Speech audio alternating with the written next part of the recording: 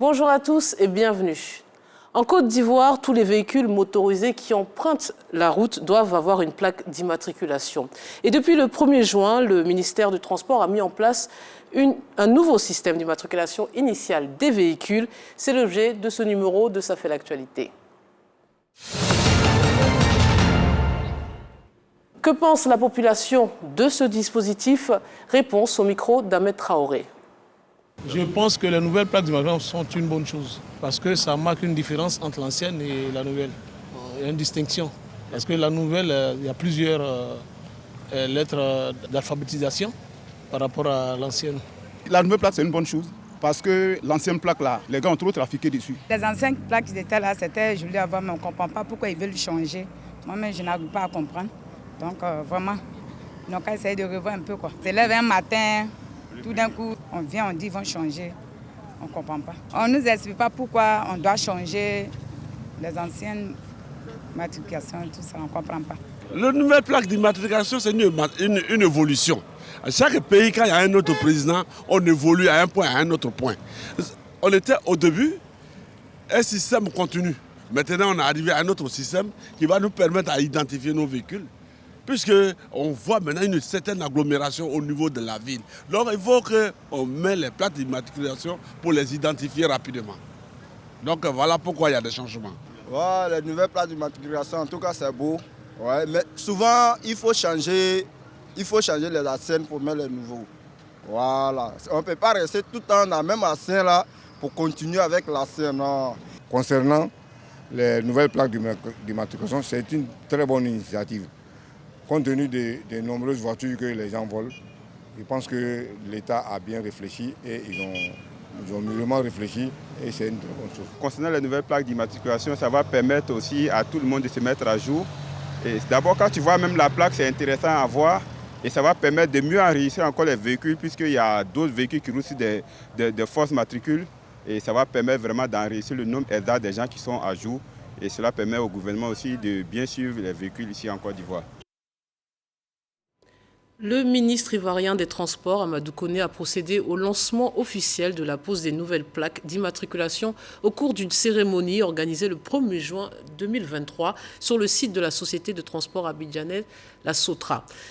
Le nouveau dispositif intègre un ensemble d'éléments de sécurité et sûreté, le tout piloté par un système dématérialisé pour impacter fortement la fluidité et la sécurité routière. Mais 6 mois après son entrée en vigueur, quel est le bilan de ce dispositif?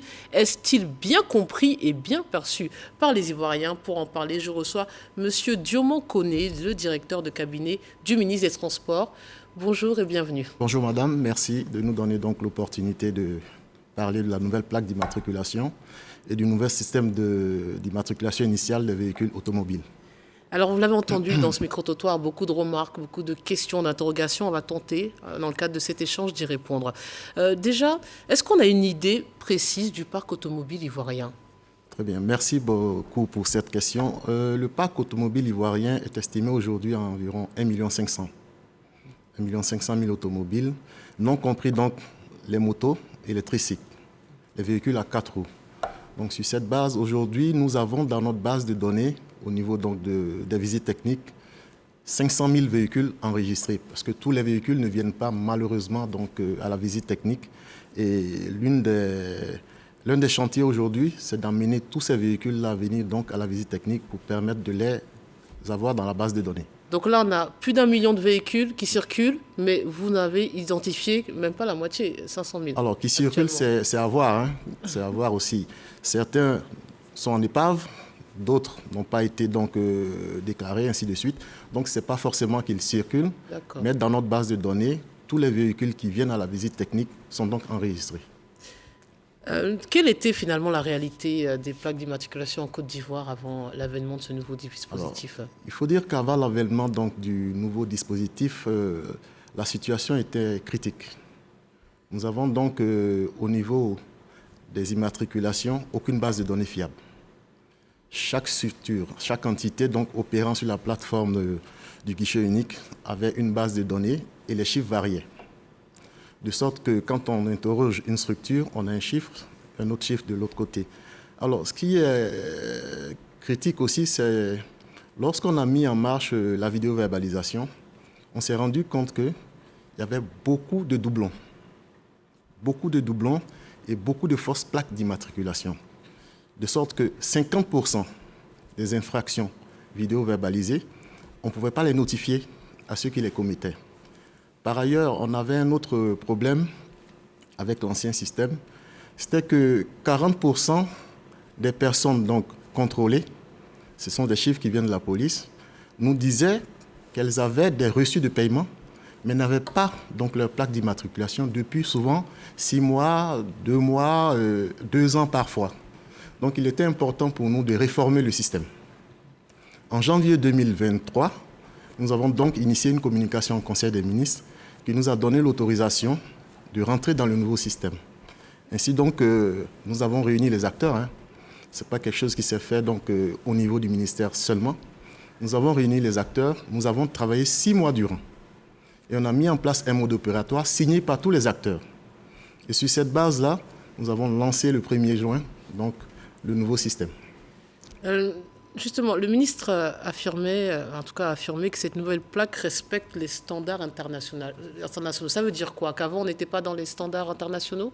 Vous savez, donc, le monde aujourd'hui est à l'heure de la digitalisation. Nous avons autour de nous, et nous sommes dans une communauté, la CEDEAO, nous sommes également dans une union, l'UMOA. Si aujourd'hui, nous voulons donc aller, les véhicules ivoiriens, dans ces pays-là de la CEDEAO, s'ils ont le même système que nous, ils pourront lire nos plaques. Le drame, c'est que tout le monde ne suit pas. Les véhicules venant par exemple de l'Interland aujourd'hui, quand les conducteurs commettent des infractions, on ne peut pas donc les verbaliser. Pour la simple raison que les plaques ne sont pas lisibles. Aujourd'hui, nous rentrons dans le standard donc, international et avec les autres pays, il y aura ce système-là pour qu'on puisse faire en sorte que nos bases de données communiquent, pour pouvoir donc identifier tous ceux qui rentrent et verbaliser ceux qui commettent des infractions sur notre territoire. Alors physiquement, comment se présente la nouvelle plaque d'immatriculation? On parle d'une composition alphanumérique, mais c'était déjà le cas avant. Oui, c'est vrai que c'était déjà le cas des chiffres et des lettres, mais cette fois-ci, la matière change. Nous sommes donc sur une matière qu'on appelle PMMA, ou verre acrylique, avec à l'intérieur des identifiants qui peuvent nous permettre donc de sécuriser. C'est vrai qu'à l'époque, il y avait des codes barres, mais aujourd'hui, quand vous vous promenez à Abidjan, les anciennes plaques, ces codes barres s'enlèvent. On ne peut pas les lire. Si ces codes barres ne s'enlèvent pas, tout près à Djamé, vous allez voir des gens fabriquer ces plaques-là. Donc il y avait donc une industrie parallèle donc, à la convention qui existait entre l'État et donc, la structure en charge de la plaque. Donc il est important pour nous donc, de maîtriser la production de la plaque à travers ce nouveau système. Et la plaque nouvelle nous permet effectivement de maîtriser donc, le système de production des plaques. Et on parle donc d'un système d'immatriculation initiale. Alors, qui sont donc les bénéficiaires ou destinataires? Est-ce que c'est le nouveau détenteur de permis qui doit aller changer de plaque? Est-ce le propriétaire d'un nouveau véhicule? À qui vous adressez là précisément? Alors, le système d'immatriculation initiale s'adresse à tout le monde en principe. Mais pour un départ, dans la phase pilote dans laquelle nous sommes, nous avons jugé bon de nous adresser à tous ceux qui ne se sont pas encore nouvellement immatriculés en Côte d'Ivoire. Tous les véhicules qui rentrent en Côte d'Ivoire pour la première fois, les véhicules concessionnaires, comme les véhicules donc, de moins de 5 ans ou les véhicules qui respectent la réglementation en tout cas, quand ils rentrent pour la première fois en Côte d'Ivoire, doivent basculer immédiatement donc, dans le nouveau système. Donc pour l'instant, ce sont eux qui sont les cibles aujourd'hui, mais ça n'empêche pas donc qu'il y ait la post-immatriculation ou la réimmatriculation pour ceux qui le veulent. Oui, pour d'autres motifs. Voilà, pour par exemple, en cas d'illisibilité de la plaque ou autre. Donc, c'est accessible à tout le monde. Accessible à tout. Mais maintenant, comment comprendre qu'il existe un seul centre agréé, celui de Vidry, pour la pose des nouvelles plaques? Ça paraît clairement insuffisant au vu du parc automobile. Au vu du parc automobile, ça peut paraître insuffisant. Mais comme je l'ai dit, nous sommes dans une phase pilote. Et cette phase pilote est appelée à se déployer également.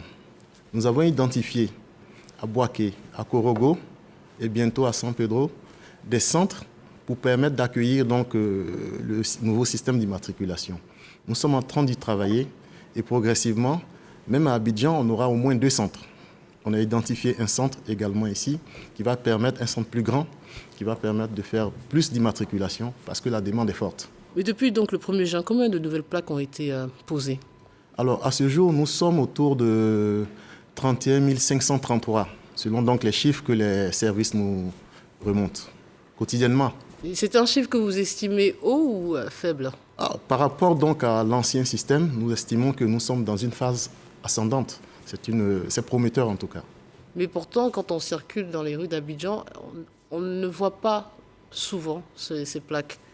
Bon, ça c'est peut-être une appréciation personnelle. Sinon, nous, au ministère des Transports, on fait très attention quand même quand on circule. On voit que nos plaques sont de plus en plus visibles sur le terrain. Alors, il y a 2 problématiques que ça soulève. Déjà, la première, vous l'avez dit au début de cette émission, l'un des problèmes majeurs avec les plaques d'immatriculation, c'était les doublons. On a fait maintes émissions à ce sujet et on a l'impression que ce dispositif ne va résoudre en rien cette problématique. Ah si, comme je l'ai dit aujourd'hui, nous sommes aujourd'hui à même de tracer un véhicule, dans le nouveau système en tout cas, de sorte qu'il ne peut pas avoir de doublons. La plaque est liée donc à ce véhicule, à un véhicule bien précis, et ne peut pas donc être dupliquée. Mais comme lorsque vous l'imposez, on va dire au primo immatricule. Moi qui ai déjà un véhicule, si j'étais déjà en fraude avec un doublon, à aucun moment j'ai l'obligation de venir changer cette plaque, puisqu'elle est volontaire et pas obligatoire. Donc comment vous allez venir à moi, sachant que je fraude Je pense que vous avez plutôt intérêt à venir plutôt vers nous, parce qu'en réalité, c'est vous qui êtes en danger. Quelqu'un de mal intentionné, qui a votre plaque d'immatriculation, circule avec cette plaque d'immatriculation et vous êtes notifié. Si vous ne venez pas pour réparer donc cette injustice-là, vous recevrez donc les amendes. Et sur cette base-là, c'est vous qui allez payer. Au regard de la loi, vous êtes responsable. Parce que l'autre, c'est quelqu'un qu'on ne connaît pas dans la base de données. Mais là, c'est si moi, je suis victime de doublons et que je n'en ai pas encore connaissance, mais si sciemment j'ai décidé de récupérer la plaque d'immatriculation d'un collègue et pour lui envoyer toutes les amendes, là, comment on fait? Puisque votre système encore ne lui n'impose pas à nos 2 cas de venir vers vous. Je veux dire, c'est pas compliqué. Dans ce cas-là, si vous voulez sciemment nuire donc à votre collègue, bon, c'est une expression. Il va forcément recevoir donc des infractions, enfin des notifications d'infraction. Dès qu'il reçoit ces notifications, il a la possibilité de contester pour dire que ce n'est pas lui. Et d'ailleurs, il pourra dire par exemple que mon véhicule est au garage depuis des années, par exemple. Et c'est à lui donc de réparer. C'est le même cas que tout à l'heure, sauf que c'est pris dans l'inverse. Voilà un peu. Donc vous attendez que justement on se rende compte. Et est-ce que vous nous obligez, dans ce cas de doublon, à intégrer le nouveau système? Ah oui, systématiquement. Forcément, vous êtes obligé d'intégrer le nouveau système parce que à terme, il va y avoir un seul système. Les 2 systèmes ne vont pas cohabiter. Mais aujourd'hui, c'est de façon volontaire. Je veux dire, souvenez-vous qu'à une époque de la vie du ministère des Transports, on avait demandé aux Ivoiriens de venir changer leur permis de conduire, obligatoirement. Et vous avez dû voir donc la levée de boucliers. Nous avons tiré leçon donc de cette expérience. Pour nous, il n'est pas question d'imposer des coûts aux usagers de la route. Ça devient volontaire donc, et sur cette base du volontariat, normalement, ils devraient venir. Pour eux-mêmes, c'est important, parce qu'ils sont sûrs que la plaque n'est pas falsifiable. Et justement, vous parlez de bouclier, de coûts ou de surcharge. Le prix n'a pas changé, il a changé depuis? Non. Le prix est le même. C'est quoi, 15 000 francs? Ça dépend. Les motos, les véhicules de moins de 7 chevaux, les véhicules de plus de 7 chevaux, de 8 à 16 chevaux, les 10 tonnes, ainsi de suite, les prix varient. Voilà, donc, mais ils sont inchangés? Par rapport à l'ancien système, ce sont les mêmes prix. Je voudrais qu'on revienne aussi sur un autre cas, puisque bien évidemment, en préparant l'émission, on est interpellé et on s'interroge. Et j'ai ce cas précis qui concerne beaucoup de gens. L'achat d'un nouveau véhicule par Socieda. La personne a acheté ce véhicule, là le cas précis, mais ils sont pleins dans ce cas, a acheté le véhicule au mois d'août.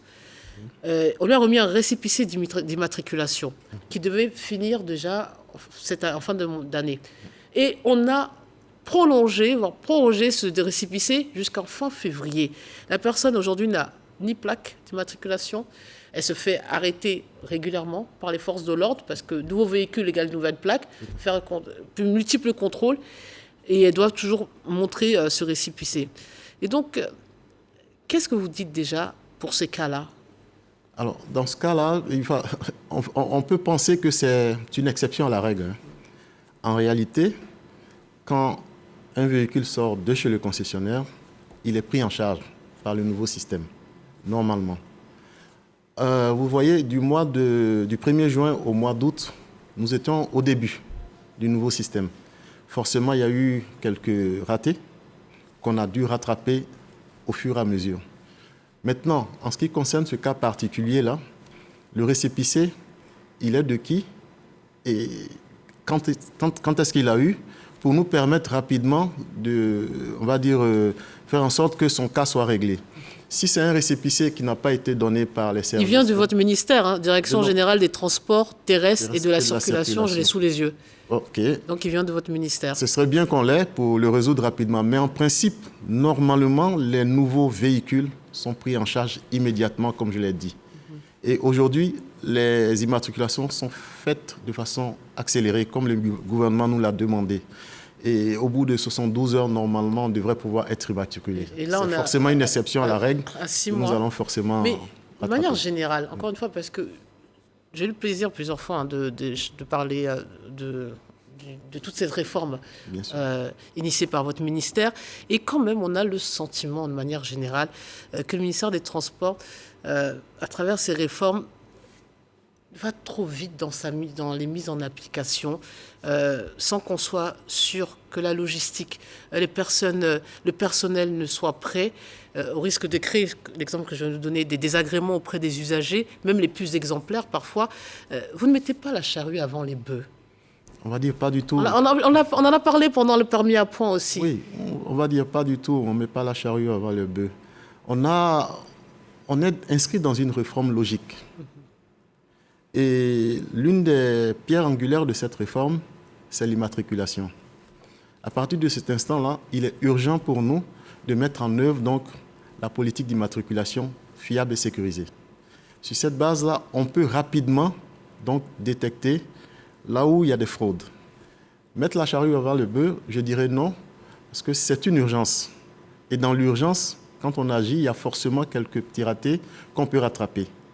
Ce n'est pas des choses qui sont insurmontables, mais c'est en même temps donc, une volonté de mettre en œuvre une réforme à travers donc, la stratégie nationale de sécurité routière qui a été adoptée. Vous voyez, l'exemple même, ce ne serait que d'avoir un seul centre agréé, même si on est sur un parc automobile de 500 000 recensés, on imagine qu'il est plus important, et on se dit, pourquoi ne pas attendre d'ouvrir d'abord, d'agréer d'autres centres? Vous voyez, c'est dans cet esprit-là, comme pour le permis à points.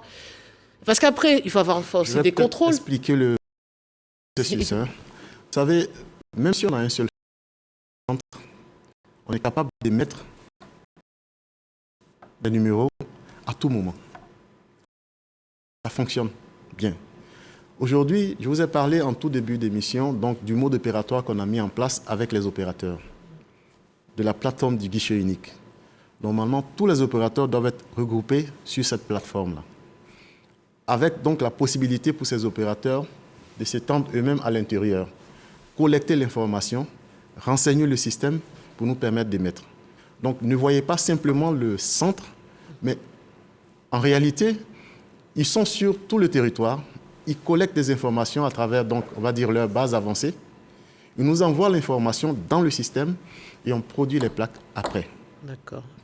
Justement, un point important de cette réforme, c'est comment ce dispositif finalement impacte les procédures de l'administration des transports en Côte d'Ivoire, notamment la digitalisation. Vous venez de nous donner un exemple, mais pour qu'on comprenne, est-ce que ça va nous faciliter les choses, à nous aussi, en tant qu'usagers, et vous aussi, de vos services, comment ça facilite Forcément, ça va faciliter la vie aux usagers. Aujourd'hui, je prends l'exemple du permis de conduire. Il est possible de rentrer à partir de sa maison, de rentrer sur le site et consulter. Ça sera aussi le cas forcément de la plaque d'immatriculation. Permettre à des opérateurs agréés de rentrer dans le système, vérifier que celui qui vient devant lui a tous les documents en règle pour lui permettre, lui opérateur, qui est en dessous de son immeuble, rapidement de mettre la plaque s'il a le matériel qui va avec. Donc les opérateurs agréés devraient se munir de tout le matériel nécessaire. Et pour une phase pilote, on ne veut pas multiplier les agréments. D'accord. On veut maîtriser quand même la situation et progressivement permettre donc d'agréer d'autres opérateurs aussi bien à Abidjan qu'à l'intérieur du pays pour faciliter donc la vie aux usagers. Première chose. Deuxième chose, c'est de nous permettre, nous, ministère des Transports, à travers cette base de données du système donc, de nouvelle immatriculation, d'avoir donc les chiffres exacts et de prendre les meilleures décisions qui vont avec. Donc là, c'est l'aspect, on va dire, procédure, digitalisation et autres. Mais quels sont les objectifs à court ou long terme? C'est que toute la Côte d'Ivoire se munisse de cette nouvelle plaque d'immatriculation, sachant que c'est toujours pas obligatoire. Oui, ce serait l'idéal pour nous que tous les usagers qui empruntent les voies ouvertes à la circulation publique puissent migrer donc, vers le nouveau système. C'est vraiment l'objectif, on va dire à long terme, mais à court terme, c'est de faire qu'on puisse mailler le territoire au fur et à mesure pour appeler donc, les usagers donc, à venir s'immatriculer dans le nouveau système. Alors, qu'est-ce qu'on risque en termes maintenant d'infraction avec la plaque? Bon, ça me paraît impossible que quelqu'un circule sans plaque d'immatriculation, mais vous me disiez avant la table de l'émission que ça existe. Oui, malheureusement, on voit circuler à Abidjan des véhicules qui n'ont pas de plaque d'immatriculation. Vous avez dû voir forcément des gens qui écrivent à la main un numéro. Oui. Ça circule, ce n'est pas une plaque d'immatriculation. Donc, il y en a qui n'ont même pas écrit du tout, mais qui circulent. Et là, qu'est-ce qu'on risque quand on fait ça? Ça, c'est un délit. Ce n'est même pas une contravention. Le défaut de plaque d'immatriculation est puni par la loi pénale. Et on imagine que le véhicule est bloqué. Ça. À un contrôle, l'agent de police devrait immobiliser le véhicule et le mettre donc en fourrière. D'accord. Voilà. Et maintenant, si la plaque, on va dire, elle est un peu illisible, elle est vieillissante, grisonnante, là aussi, on risque quelque chose? Vous savez, on a mis en place aussi des barrages intelligents. Vous avez dû voir donc dans la ville des fourgonnettes avec à l'intérieur donc ces véhicules qui circulent et dont les plaques sont illisibles devraient pouvoir être arrêtés donc par les agents de la force publique pour faire les vérifications. Oui. Ça peut être une plaque régulière, mais l'inviter donc, puisque les plaques illisibles aussi, il ne faut pas circuler avec. C'est une faute, c'est une infraction. Donc sur cette base-là, l'inviter à les donc renouveler et l'inviter donc à rentrer dans le nouveau système. Mais encore une fois, c'est incitatif. Là, vous n'obligez personne. Non, ce n'est pas une obligation de forcer les gens à aller donc s'immatriculer dans le nouveau système, mais c'est une obligation pour les primo-immatriculations. Tous les véhicules qui n'ont jamais reçu d'immatriculation en Côte d'Ivoire devraient pouvoir entrer, et doivent le faire d'ailleurs, dans le nouveau système d'immatriculation. Alors sur les questions sécuritaires, puisque mine de rien, l'immatriculation, en tout cas la plaque, permet d'identifier le propriétaire du véhicule. Donc là aussi, pour des questions de sécurité, on va dire nationale, autres, c'est important de pouvoir... Oui, on travaille en synergie donc avec le ministère de l'Intérieur et de la Sécurité, qui lui a la charge de la vidéosurveillance. Et nous, on a la vidéoverbalisation. Bien entendu, c'est des systèmes qui marchent ensemble. Ça va permettre donc de sécuriser davantage donc, nos concitoyens. Entrer dans une voiture ou bien emprunter par exemple un véhicule, un VTC, qui a la nouvelle plaque d'immatriculation, on est plus en sécurité parce qu'on sait identifier donc le propriétaire. Et vous nous garantissez que ces plaques sont infalsifiables? Oui. Oui, je le confirme, c'est des plaques infalsifiables. Donc dès qu'on voit une nouvelle plaque, on peut être sûr à 100% que le véhicule appartient bien au propriétaire. Et on a entendu aussi le ministre vanter. Bon, vous nous parlez tout à l'heure du matériau utilisé, parce qu'on se demande s'il est en titane. On nous dit que ces plaques-là, elles ne vont pas s'user facilement, qu'il n'y aura pas de... Bon, pourquoi? Elles sont faites de quelle matière pour que ça résiste autant? Je l'ai dit d'entrée, c'est des plaques on va dire, de verre acrylique. On a fait tous les essais possibles, à la chaleur, au froid, à toutes les... Ça résiste. Ça résiste. Et au choc. On a fait donc tous ces essais-là. Donc, en cas d'accident, vous nous dites quoi? Que si on pose cette nouvelle plaque, finalement, on n'aura plus besoin de changer de plaque à vie? Si on pose cette nouvelle plaque, on n'aura pas besoin de changer de plaque. Alors, ce que je veux dire, c'est que quand le véhicule aussi a fait un accident, c'est sûr que nous avons donc le nom et les coordonnées, on va dire toutes les données du propriétaire dans la base de données. Si le véhicule est en épave, la loi donc demande au propriétaire de venir signaler cela à l'administration. Ça nous permet donc de retirer ce véhicule-là et de dire qu'il est en épave. De sorte que le numéro de châssis ne puisse être utilisé frauduleusement par d'autres personnes. Parce que ce qu'on a constaté aussi à l'occasion de la vidéo-verbalisation, c'est que certaines personnes découpaient des numéros de châssis, les plaquaient sur d'autres véhicules pour pouvoir circuler. Aujourd'hui, ça, ce n'est pas possible avec la nouvelle plaque. Parce que tout de suite, on verra le nouveau numéro de châssis. Une fois flashé, on saura que ce n'est pas au véhicule qui circule à terme. Donc vous nous dites que quand on a un véhicule qui ne sera plus en circulation, il faut venir se rapprocher de qui? Des services de police ou des services de l'administration des transports terrestres et de la circulation. Et si ce véhicule accidenté n'est plus utilisé, la plaque qui était dessus, qui était identifiée, je la conserve, ça veut dire qu'on va me mettre une nouvelle plaque avec le même numéro? Non, à ce stade-là, nous considérons que ce véhicule-là est retiré définitivement de la circulation avec sa plaque. Maintenant, on va arriver à un stade où, évidemment, avec les progrès qu'on réalise au niveau donc, des différentes administrations, on va arriver forcément à l'utilisation d'un numéro d'identifiant unique. Certains parlent donc de ce numéro-là comme celui qui va donc, nous permettre d'identifier toute la population. Et aujourd'hui, quand on arrivera à ce numéro d'identifiant unique, si le permis est lié, donc le véhicule sera lié donc, à ce numéro-là, il pourra vouloir garder son numéro. On va développer ce qui va avec donc, comme logiciel pour permettre à celui qui a un numéro de le conserver. Dernier point, c'est très folklorique. On se souvient justement de plaques d'immatriculation, parfois folkloriques, de personnalités, pour mettre leurs initiales, pour mettre... C'est plus possible, ça? Non. Et c'était légal déjà, même? C'est illégal déjà. Ah. Il faut arrêter. Peut-être c'est un message qu'on doit lancer désormais donc, à nos concitoyens. Les plaques du genre DJ ceci, DJ cela, il faut arrêter. C'est illégal. D'accord. Et pas de très bon goût.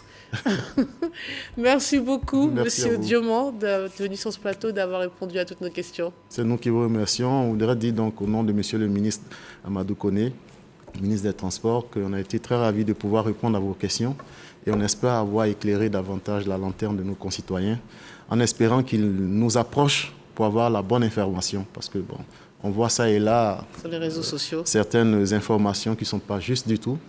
Et on voudrait donc nous mettre à leur service pour leur donner la bonne information. Merci beaucoup à vous. J'espère que le message est passé. Merci de votre attention. Bonne suite des programmes sur RTI 1.